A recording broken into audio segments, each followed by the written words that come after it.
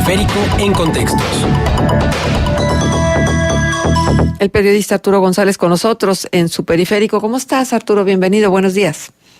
Muy buenos días, Marce, buenos días, Juan, buenos días al auditorio. Pues un tema importantísimo que tenemos que tratar es lo que ha venido ocurriendo con la militarización y este avance que se está dando de presencia del ejército en la vida pública y política de México. Y es que el siglo XXI en México no solo es el de la alternancia política, también está siendo el siglo de la militarización de la vida pública.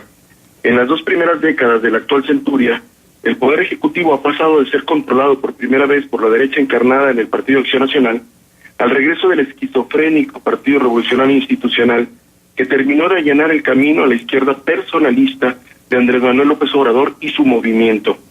A pesar de las aparentes diferencias ideológicas y en medio de la encarnizada lucha por el control de la agenda pública y mediática, la presencia de las Fuerzas Armadas ha ido ganando espacios en cada cambio de gobierno.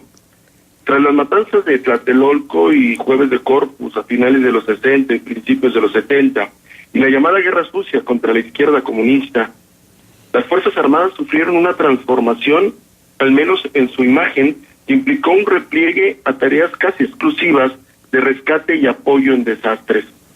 En los 80 y 90 se hablaba ya del concepto de un ejército de paz que fungía como salvaguarda de la soberanía nacional y como soporte de auxilio a la población en situaciones de emergencia.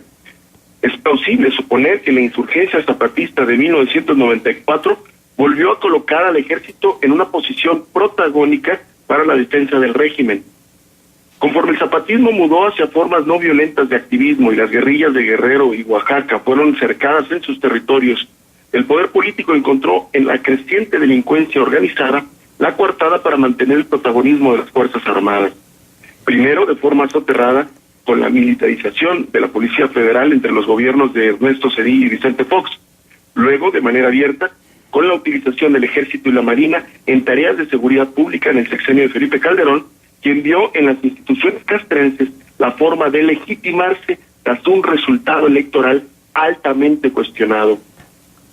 Con la tropa en las calles haciendo las labores que las policías municipales y estatales dejaron de hacer por una u otra razón, la discusión política se centró en la pertinencia de usar a las Fuerzas Armadas para enfrentar el crimen. La izquierda y el PRI de entonces compartieron la posición de cuestionar la medida calderonista, mientras que el PAN se aferró a la defensa de la guerra de facto declarada por el presidente. Año con año, la creciente cifra de muertos y desaparecidos puso de relieve el fracaso de la estrategia, fracaso que fue utilizado por el PRI de Enrique Peña Nieto para regresar al poder. Pero una vez en la silla presidencial, el mexiquense solo modificó el discurso monotemático de Calderón para ampliar los temas de la agenda gubernamental y mantuvo al Ejército y la Marina en las calles y operativos de seguridad pública. En un intento por legalizar esta presencia castrense, promovió la Ley de Seguridad Interior, que fue aprobada por el Congreso de la Unión, pero frenada por la Suprema Corte de Justicia de la Nación. Mientras tanto, las cifras oficiales seguían evidenciando lo errado de la estrategia.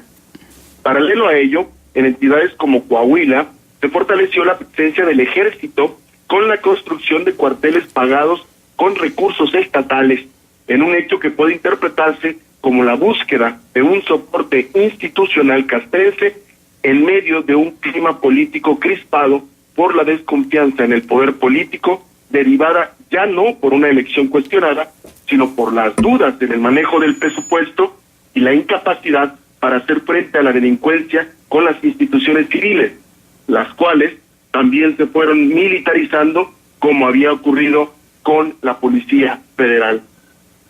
De forma similar a lo que hizo el PRI en la campaña de 2012, en 2018 y desde antes, López Obrador criticó la estrategia de combatir a la delincuencia organizada con la fuerza militar y sugirió varias veces que las tropas desplegadas en el territorio nacional deberían volver a los cuarteles. Sin embargo, muy pronto después de la elección del 1 de julio, el entonces presidente electo se desdijo y cambió el discurso. El país no está preparado para el retiro del Ejército y la Marina de las labores de seguridad pública. Y tras esta aseveración, llegó la iniciativa de reforma constitucional para crear la Guardia Nacional con un mando operativo castrense. Es decir, un nuevo intento, ya casi consumado, de legalización de la presencia militar en las calles. Pero López Obrador ha dado un paso más allá. En el actual sexenio pasaremos del ejército policía al ejército constructor y administrador, ya que el presidente ha anunciado que la Secretaría de la Defensa Nacional se hará cargo de la construcción y administración del nuevo aeropuerto de Santa Lucía. Es decir, una obra de uso civil controlada por el ejército. De consumarse esto, estaríamos ante la cuarta transformación de las Fuerzas Armadas en México. De ser usadas por el poder político para reprimir, pasaron al auxilio de la población, luego a labores de seguridad pública y ahora al control de obras civiles y presupuestos de infraestructura no militar. Hasta aquí mi comentario. Pues vaya, y sin embargo, todos los gobernadores, o por lo menos la gran mayoría, le apuesta al esquema de la Guardia Nacional, y la verdad es que están apurando para que finalmente ya sea una realidad. Arturo, nada más una pregunta. Este decir de Andrés Manuel López Obrador siendo candidato del retiro del ejército, y luego cambiar el discurso y decir el ejército tiene que seguir en las calles, pero de una manera normada y regulada a través de la configuración de la Guardia Nacional, ¿fue por un mal diagnóstico en campaña o porque realmente así convenía a sus intereses? Yo creo que tiene que ver con el acercamiento que Andrés Manuel tuvo con la cúpula militar. Hay que recordar que en la campaña de 2012, previo a la campaña de 2012, el PRI también fue muy crítico con la estrategia seguida por el entonces presidente Felipe Calderón, considerando que no era lo prudente mantener al ejército en la lucha contra el crimen organizado. Y cuando llega a la presidencia el PRI con Enrique Peña Nieto, cambian también el discurso y aceptan que es lo único que se puede hacer, mantener al ejército en las calles combatiendo la inseguridad. Lo mismo pasa con Andrés Manuel. Yo creo que tiene que ver mucho con cómo se ha ido configurando el poder del ejército en los últimos 30, 40 años y cómo ha ido adquiriendo protagonismo. Estamos viendo de cómo un ejército que se consideraba la salvaguarda del Estado Nacional mexicano pasó a ser utilizado por los regímenes de Díaz Ordaz y posteriormente Luis Echeverría en contra de la población, como un órgano represor de la subversión o de algunos disidentes del Estado. Y luego, para un poco limpiar esa imagen que había tenido con esta represión, se repliega el ejército a labores exclusivamente de auxilio a la población. Posteriormente, ya con Felipe Calderón, comienza este proceso de militarización de la seguridad pública. Hoy vemos que lo está llevando López Obrador hacia cotas más avanzadas, como es el caso de poner a disposición una obra civil de la Secretaría de la Defensa Nacional.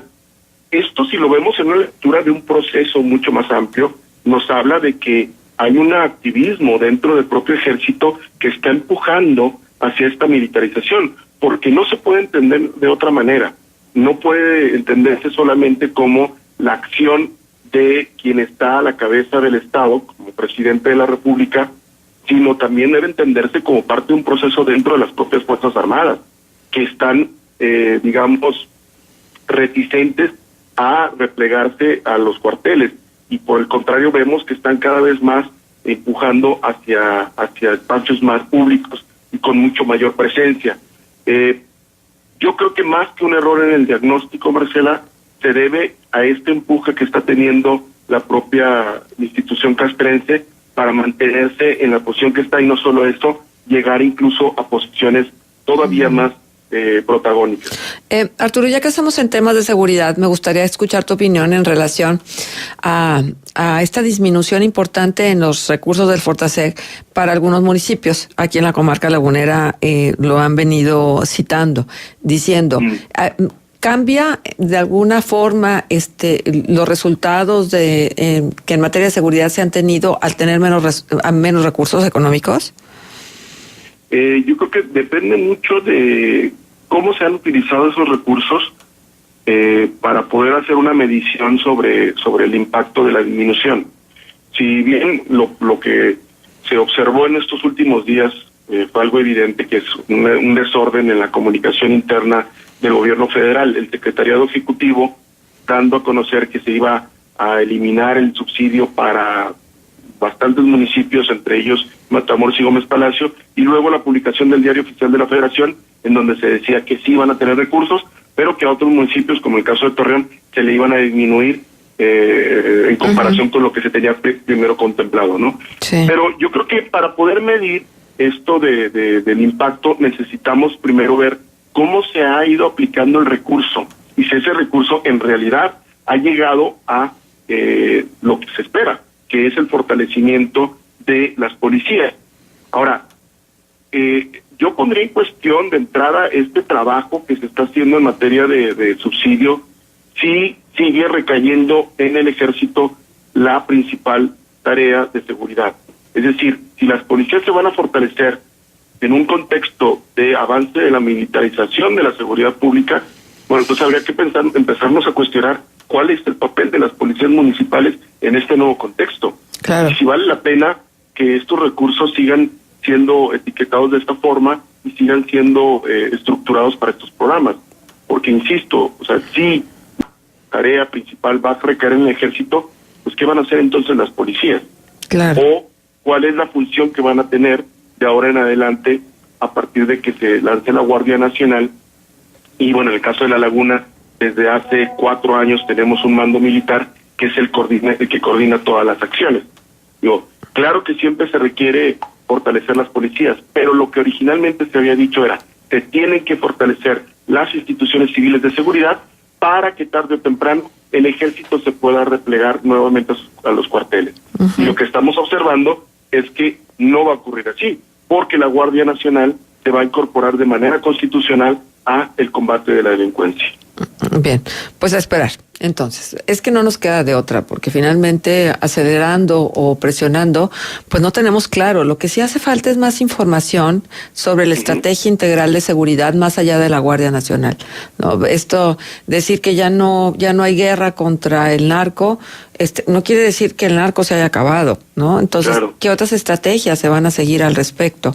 Y cómo se van a conservar los buenos indicativos en algunos de los municipios que antes fueron considerados como de los más violentos, no nada más del país, sino del mundo. Fíjate, 2 apuntes sobre esto que acabas de comentar que me parece muy importante, Marce. Uno, cuando estaban dando el veredicto de Joaquín Guzmán Loera en Nueva York, se estaban encontrando en México fosas con alrededor de 60 cuerpos, más o menos, lo cual nos habla de que con todo y el descabezamiento o la decapitación de uno de los principales cárteles del narcotráfico, la violencia persiste. Y municipios enfrentando situaciones muy complicadas en ese sentido, ¿no? Entonces, eso es por una parte, vemos cómo la violencia no cesa a pesar de ello. Y por la otra, el tema de la estrategia, esto de decir, ya no hay guerra contra el narcotráfico, pues no quiere decir que no haya emergencia en algunos municipios que siguen estando copados por el crimen organizado. Y en ese sentido, yo creo que tendríamos que revisar en aquellos municipios en donde aparentemente la violencia o la inseguridad ha mermado o ha disminuido, si las condiciones están dadas para una paz permanente, porque lo que se ha observado hasta ahorita es que claro, se ha atacado la superficie, como el caso de la comarca lagunera, pero no podemos decir que esto no se va a volver a descomponer. Claro, más rebrote. Bien, pues Arturo, muchísimas gracias por estar con nosotros. Habrá que ver los criterios porque a unos municipios sí les quitaron y a otros no. Eso sería muy interesante. Bien, pues muchísimas gracias, Arturo. ¿Nos dejas punto de contacto? Claro que sí, nos leemos en Twitter, @ArtGonzaga. Muchísimas gracias. Gracias a ti.